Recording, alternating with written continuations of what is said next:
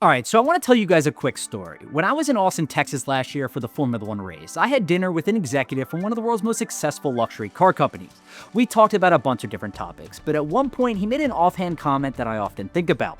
He said that Richard Mille is one of the only non-heritage luxury car or watch manufacturers to garner mainstream attention over the last 2 decades. This comment caught me off guard because I thought to myself, this can't be true. Well, think about it. Patek Philippe, Audemars Piguet, Omega, and Rolex were all found in the 1800s or early 1900s. The same can be said for cars too. Mercedes-Benz, Ferrari, Rolls-Royce, and Bentley were producing cars well before you or I were born. Now, brands like De Bethune, FP Journe, and Pagani have made some noise over the years, but the average person can't pronounce their names, much less tell you what they do. This is a credit to Richard Mille.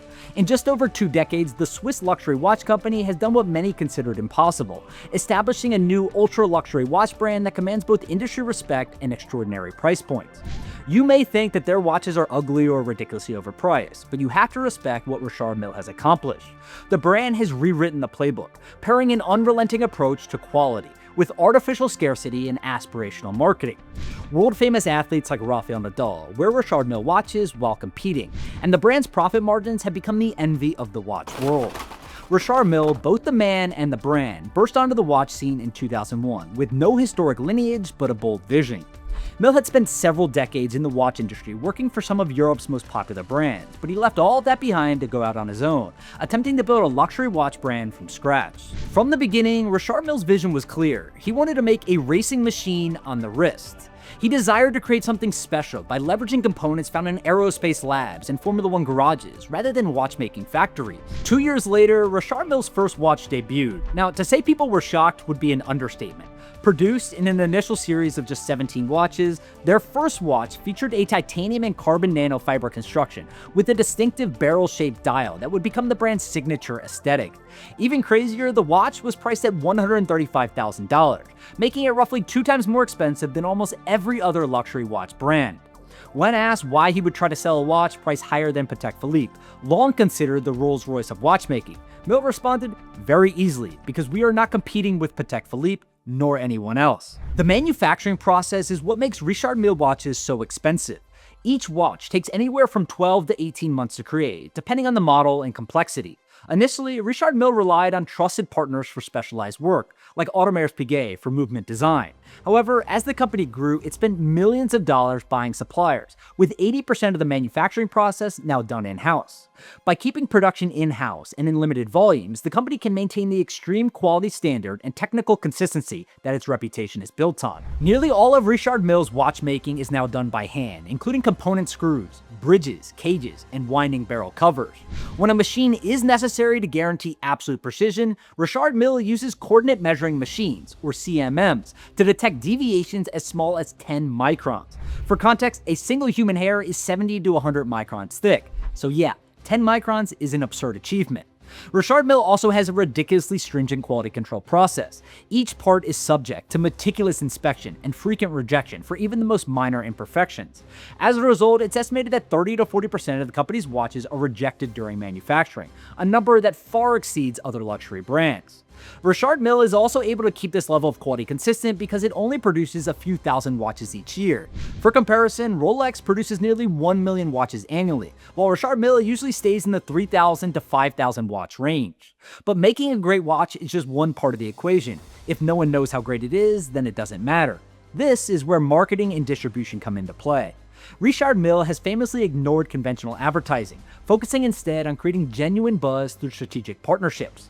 Rafael Nadal is probably the best example of this. The company first approached Nadal about a partnership in the mid-2000s, but unlike other traditional athlete endorsement deals, Richard Mille had one unique ask. They wanted Nadal to wear the watch while playing tennis matches.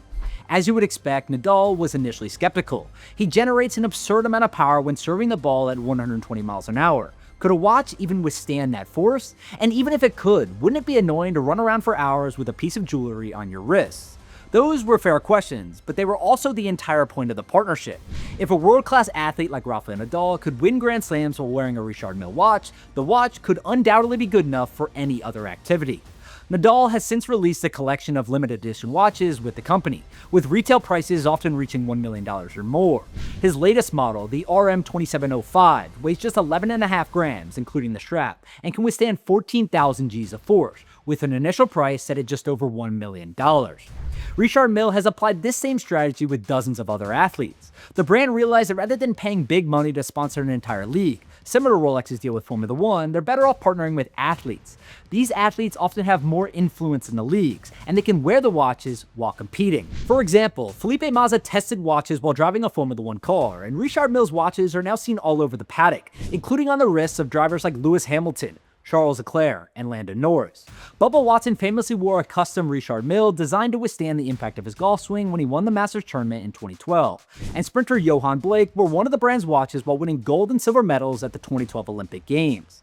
This unique collection of sports assets is not an accident. Richard Mille intentionally focuses on motorsports, golf, tennis, skiing, and snowboarding because the data tells them that those are the sports with the highest household income ratio per viewer. Now that we have covered the manufacturing process and marketing process though, the final piece of the Richard Mille puzzle is the brand's approach to distribution. As mentioned, Richard Mille operates on a limited supply model, never releasing more than 5,000 watches annually. In fact, between 2001 and 2017, Richard Mille only manufactured about 32,000 watches. That's an average of about 2,000 watches per year, far below other luxury giants like a Rolex, which manufactures again close to 1 million watches per year. This limited supply model serves two purposes. First, it helps Richard Mille maintain an extremely high standard.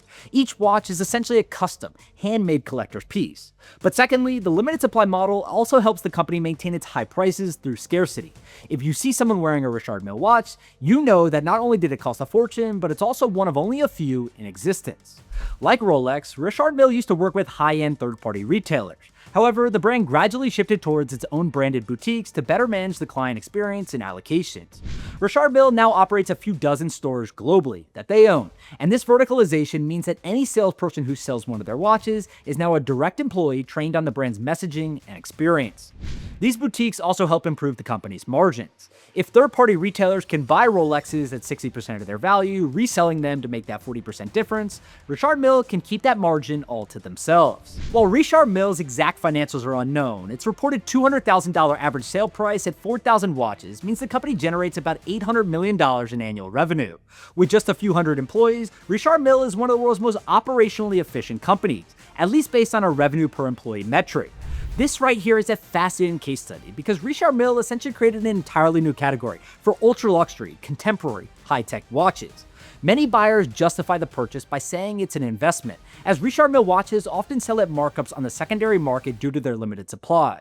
And while many people may not care about million-dollar watches worn by the rich and famous, Richard Mille's business model is so unique and successful that everyone should study it.